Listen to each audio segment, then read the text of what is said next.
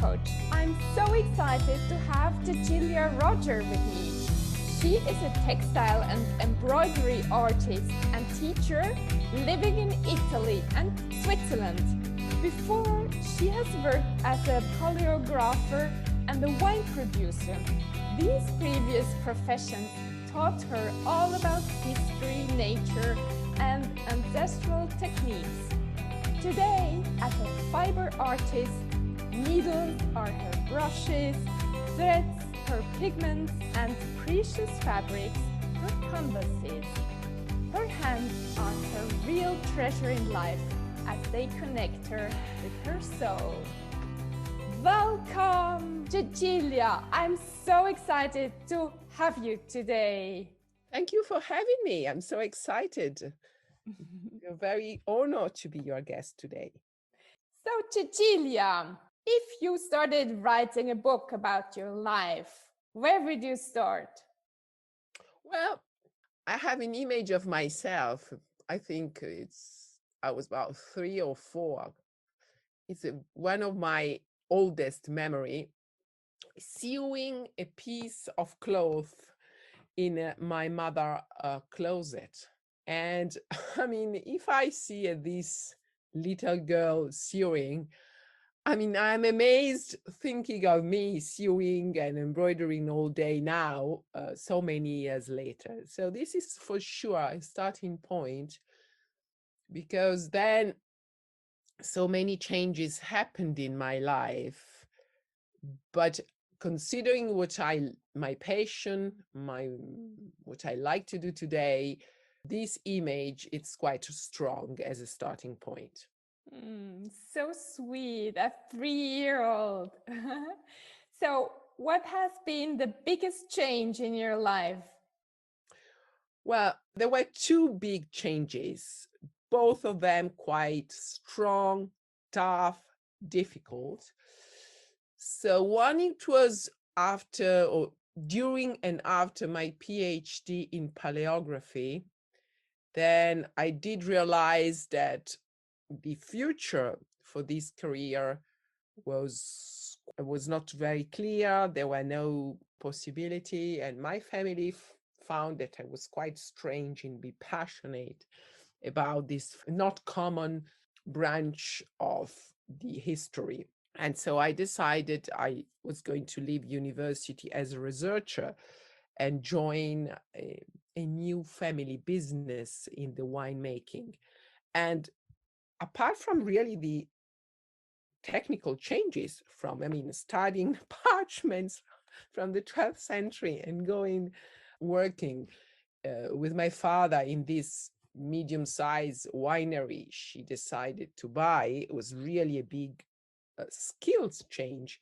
But even as a mindset, I was enjoying very much the silence of the long archive journey, and the wine business has for sure got this romantic connection with nature's growing of plants, but then there's all the commercial side. I mean, the wine has to be put on the market, and this was quite traumatic for me because it's another mindset, is another way to approach the market and the business. So was quite strong, this change.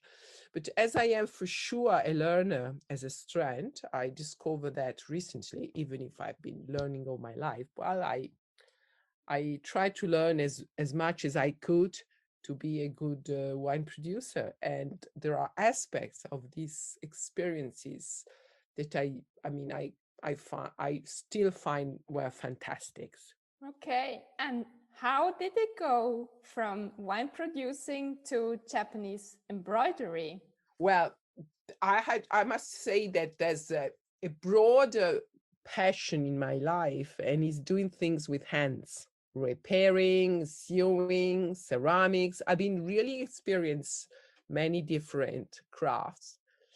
And when I remember when I was in high school, that was the 70s, when it was, because I finished high school in 78. With a very close friend of mine, we used to knit all the day. it was fashionable at that time. Well, is again fashion. So I always have really enjoyed hands movements. So after different experiences, I found embroidery really my vocation, my passion. This long time, quiet, calming, silence. I really feel needles like brushes and threads like colors, and I really enjoy very much. And this was for a long time just a hobby. Well, it started as a hobby, then it became a small side business, and then many years after joining the vineyard, I decided I really wanted in my life to give a try to this passion and try to have a sort of a small business with that. So I made another great change that it was very tough, maybe even tougher because of my age. I did that when I was around 50. So, when you change, you are 30 is different than when you change, you are 50. Nevertheless, I was enthusiastic. I've learned a lot. I think I did quite good things. I have to be very honest, is a very tiny, tiny, tiny, tiny, tiny niche. Don't it's not to get success out of that is not easy. But the pleasure I have is so big that I keep being consistent and wanting to go ahead. What's special about embroidery? What kind of moments do you experience when you do it? Well, because of my background, I value a lot the historical side, because to be very, very clear, embroidery is, or ornaments with threads and things, is one of the first expression of mankind to show his power. Even in the prehistoric, you see they used to put on a special fur, put bones of animals sewn with very primitive needles. And then from that on, we can admire Egyptians and other old civilization pictures, the ornaments that are done with any kind of embellishments. It's a way to underline the power, the chief, the higher class. But on the other side, so is not an art, is a decorative art, but and what is quite interesting, that there are no names behind that. You can you have ceramists, you can have artists doing decorative art with names, but you don't have name of embroiderer. So it's just a sort of big community that is completely, it's a ghost community. You don't have names, but just people embroidery, sewing, and working for this embellishment. There's, for me, just for me, quite extraordinary paintings from Elizabeth I. And it's like, it's an embroidery architecture. Her gown is so embroidered, and she was powerful. There were so many techniques in this dress that it's absolutely amazing. And through these spectacular techniques, the purpose was to underline the power of the queen. But then, if for the church is the same for gold work, it's even nowadays, you do realize that haute couture embroidery and pret-a-porter, high pret-a-porter, it has to have embroidery to justify beauty and to make the clients happy, and showing his glamour, his status. So embroidery is always, it has always been present, but no names. There are names of atelier, but no names of single person. So, and this is all this historical side. It's for me is really a passion. And then you have embroidery all over the world, even if in really wild situation, there's a little bit of ornaments with some threads, some pieces of something. Apart from the beauty of the ornaments, what is embroidery for you personally? What gives it to you? It's a journey. I mean, the final result is, well, of course, it's important. I'm happy when I finish a piece, but the real pleasure is the journey from the point I start deciding the design, the fabric, the threads, the techniques. The journey starts, and the creativity. Eventually, I change my mind on doing, and I add something or I've reduced. So this is really a great pleasure. But then another great pleasure is just sitting in my frames for hours and hours and having these movements, the flow of the movements. It's like a meditation. It's really, when I am a little bit nervous because of everyday life, I know that if I sit on my frame, I will calm down, I will find pleasure, and my soul will be fulfilled, and I will be in peace. Beautiful. So whenever you have difficult moments, you start sewing, or Yes, I mean, I embroidery in many different hours of the day. But if it happens that something makes me a little bit nervous, I know that at 7 o'clock in the morning, I can have a couple of hours of embroidery, and the day will start then after that nicely. Yes, because it's the movement, and to introduce the Japanese embroidery and why Japanese embroidery.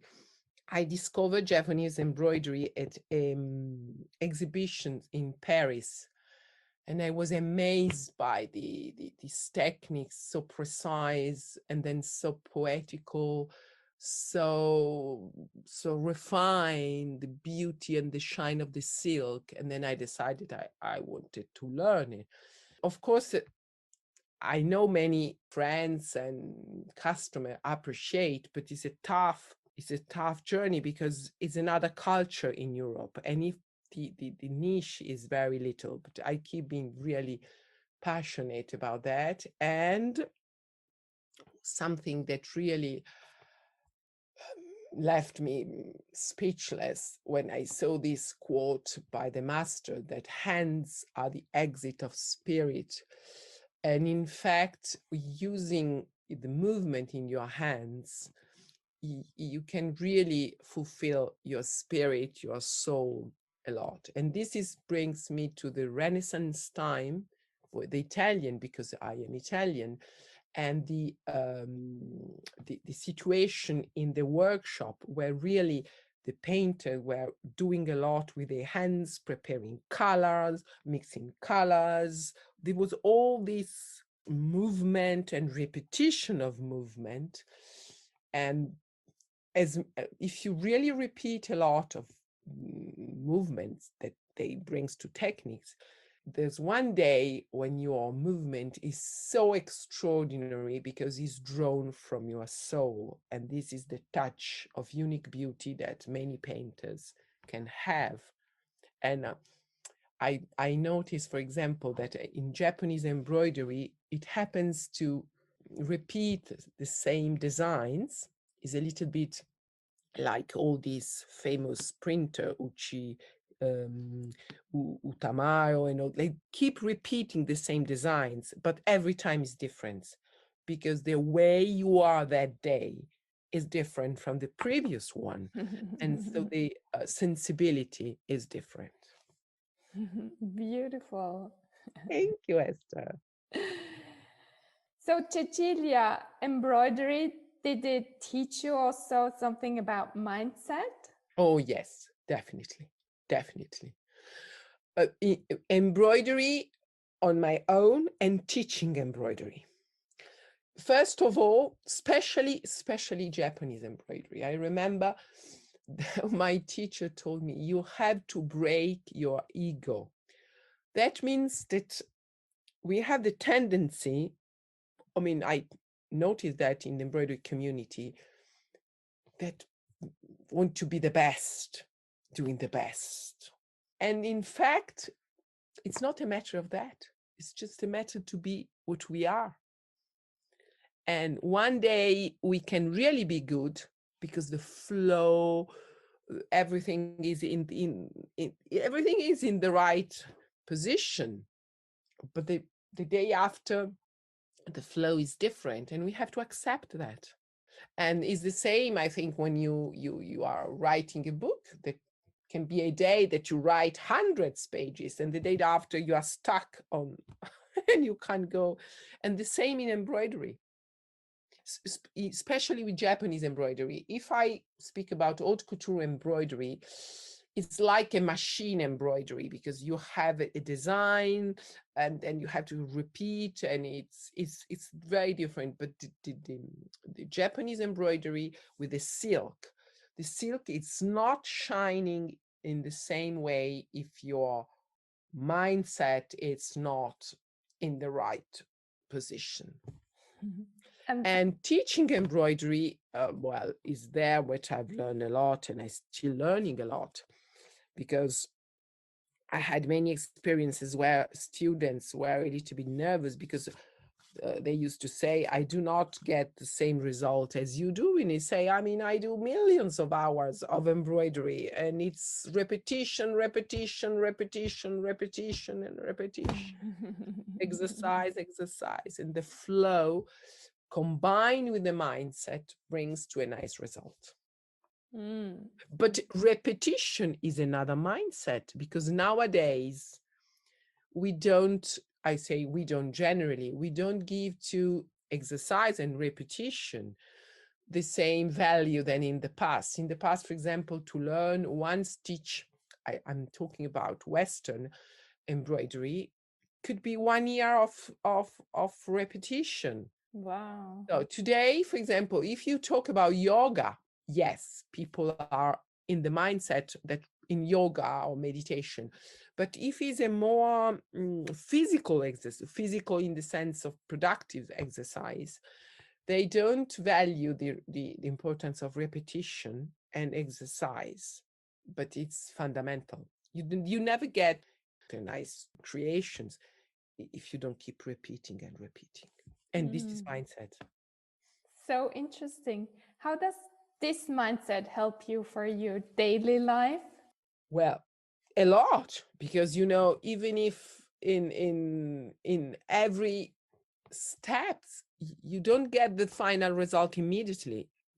If we decide to, if we got to guide us to go out for a walk, even that, if we haven't trained ourselves and we are going up to a mountain, after 15 minutes, our legs are tired, our breath is short. So the fact to be always to train ourselves in what we value and what we like is a sort of ritual that we have to do every day. Do you have other rituals in your life? Well, I try to have going for a walk. I do a little bit of yoga, but I would like to do much more. But then, the day runs so fast. And at the end, I do realize that I didn't give enough time. So the thing I really I like to keep doing is my daily walk. This one always. Daily walk, always study a little bit, whatever, ever, always. I have recently started a tea sommelier course. It's going to be on a couple of years to get my diploma at the end. So what I like is a ritual for me, putting myself as a student from scratch and keep learning something new. And for example, this course is quite challenging. It's not easy. So I have going back to repeat and repeat, for example, tasting, because if you don't repeat tasting teas, well, you don't get the proficiency, the level to understand the difference between all the variety. Great. And if And it's another someone, mindset, is another mindset. It's another. It brings to the same mindset, apply to something else. and if someone of the audience want to start a business, what tips would you give from your mindset, what you learned? Patience, for sure. Patience, a lot of patience. Because especially with the online boom, when we are outside this new world, we have the impression that it's going to be, I don't say easy, but not too difficult. And then in fact, when we start crawling inside, we do realize that it's tough as every business, and we have to be patient, we have to be consistent, and keep repeating and repeating, always the same and the same, repeating and repeating, posting on social media, repeating launching, repeating take good pictures, or having good scripts, good content. It's always this mindset, and this is patience and consistency is the two key tips. And the third one, but in fact is the first one: be yourself. Don't try to be somebody else, because online everybody's doing that. Do what you feel you want to do. Otherwise, if you want to do what the other do, you won't be successful. You can't. To be yourself, be consistent, share your passion, show up your personality. So, Cecilia, you had a long journey, professional journey. So, how actually did you find yourself in what you're doing today? Well, this is a good question. Can you ask me that in 10 years' time? Well, yes, because I am, in fact, this is an important question, because I do realize that as we are going out from the pandemic and another page is turning. I remember when the first lockdown was announced, there was a quite of excitement, because I had the idea that I had a time for me, because all the rest was stopped, to deep and discover new possibility. I did that. I was happy, but it was tough. And I do realize now, coming out, because we hope that in the fall everything will be normal, that I discovered many things. I found really new aspects of myself and what I really want. I have, for example, I see a tiny gallery in the village where I live, and I've decided to close this place, because I don't see myself staying in the gallery all day. I want to be in my creative space. It's a sort of sacred space. So this is something new that I see, and I want really to invest more time that I couldn't with the gallery in my creativity. Yeah, and maybe writing a book, thanks to my friend Esther. She's going to help me. Maybe. Beautiful, beautiful. So, where can people reach you, Cecilia? The best place to reach me is my Instagram account, Cecilia Roger.